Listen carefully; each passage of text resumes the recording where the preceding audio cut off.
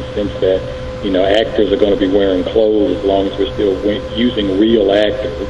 They're going to need their hair combed and brushed. They're going to need makeup applied. Those are what I would call legacy skills. But just because you do hair and makeup in a salon, the skills that you need to do that on TV and film projects are a little bit more advanced. Because, if you say you come in and get your hair done this afternoon, Jeanette, it doesn't have to exactly match, 2 or 3 weeks from now or 6 months from now. But on a film, depending on what hairstyle you wore and what scene, we have to look at continuity pictures to say, okay, now, she just left her house, she got in the car. Now, we may be shooting those scenes months apart. So that makeup and hair and wardrobe person has to say, okay, she had on the blue blouse, the jeans, whatever shoes, her hair was cut like this, she had this color lipstick on. So you really need a different type of skill set. If you're doing movies where, say, like this movie that, what's his name, Morgan Freeman and Dustin Hoffman and Donald Sutherland did, called Outbreak, where these people all were exposed to a virus, and now you need special makeup skills to create the kind of skin lesions that would happen if, you had that sort of problem. So it goes well beyond just, beauty makeup and beauty hair and standard, clothes dressing today. And then we can move, if you want to, into the finance area. But if you had any other questions about education, let me know. Well, Russell, you really led an exciting life.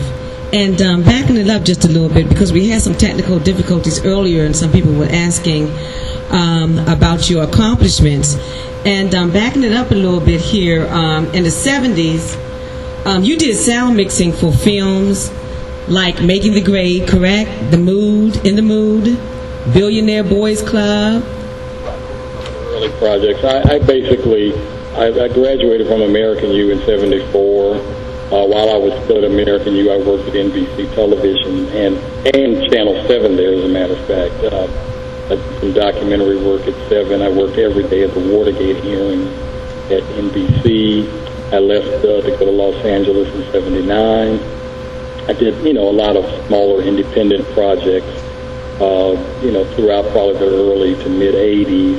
The first really good film I worked on, in other words, the first film that I worked on that became, an icon in the industry was Field of Dreams with Kevin Costner. So we had a great cast, a great crew, great director. And Field of Dreams kind of led me directly in a couple of years to Dance with Wolves, because Kevin, as a director, essentially picked his crew from different people he had worked with on his other earlier films. So that's how I got the connection to Dancing with Wolves.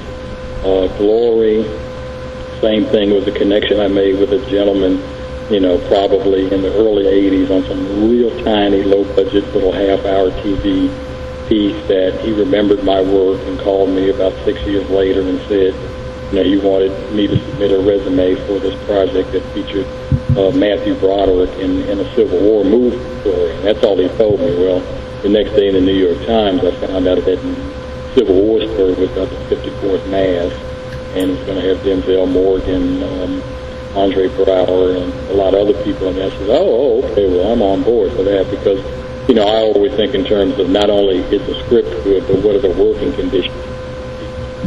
But Russell, you did also The Temptations and the Negotiator. Those are my films. Yeah, The Temptations miniseries was probably the only major award that I was nominated for but didn't get. In other words, I only have 2 Oscar nominations, and I won both times. Prior to Temptations, I had 2 Emmy nominations, and I won both times. All praises due to the Heavenly Father. But Temptations miniseries was one of the shows that I had the most fun on. I mean, we had a great music supervisor who now teaches up at Berkeley School of Music in Boston. And so the talent on that film was just so outstanding. I mean, not only did they duplicate all the Temptations moves, but I don't know if your listeners realize the only song in that miniseries that the Temptations actually sing is the classic My Girl. All the other arrangements that you hear in the movie are that cast singing the Temptations song. Wow. Well, Russell, you know, I've heard that people who win nominations is they still have to push themselves to get work. It seems like once you win an Oscar, that people will be banging down your doors, but it doesn't seem like that's so. It seems like you still have to go out there and push yourself. Is that so? Well, you know, Jeanette, it really depends on what category you won in and for what type of project. So when it comes to African Americans on screen and behind the screen, in certain cases, I know that Luke Gossett had said that for many years, that once he won his Oscar for Officer and a Gentleman, he pretty much got no offers of any kind of, you know, of any kind of worth for many, many years, because on one hand, people feel like, well, I can't offer you this picture anymore because you're an Oscar winner.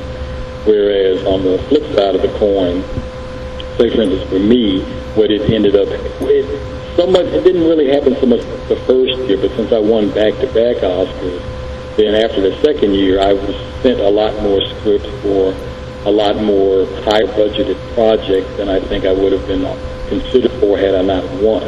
So it was great, but at the end of the day, it still is your relationships with the people that you work with. In other words, having the statuette would probably influence someone who hadn't worked with me to give me a shot.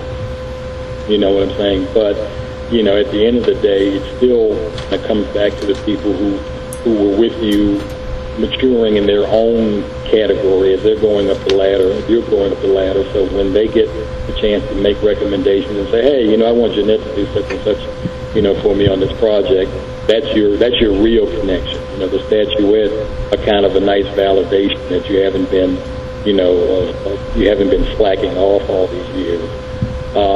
And then the other thing that happened is, of course, the industry has fallen victim to the same pressures that just about all the other major, and I would say manufacturing fields in the United States. In other words, the car industry, a lot of that work has gone out of the country. Steel, a lot of that's out of the country. Textiles, a lot of that's out of the country. So you are making something when you make a film or a television program, and a lot of the high-quality crews are unionized.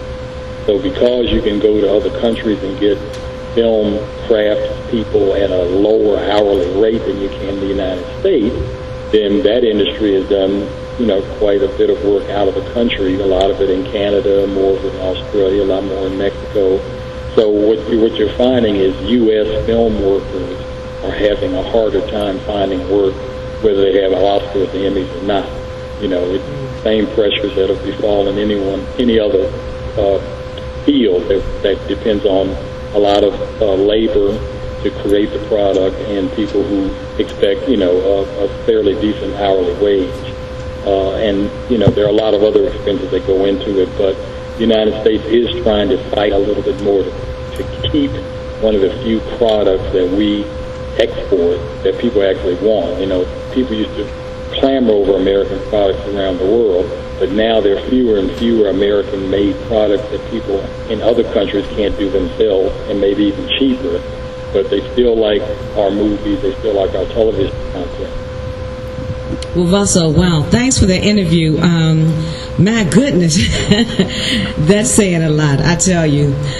You all have been listening to, I'm proud to say, my cousin, Russell Williams, two-time Oscar winner. You go, Russell. But, and not only that, he's a wonderful person. So, Russell, say bye to everybody.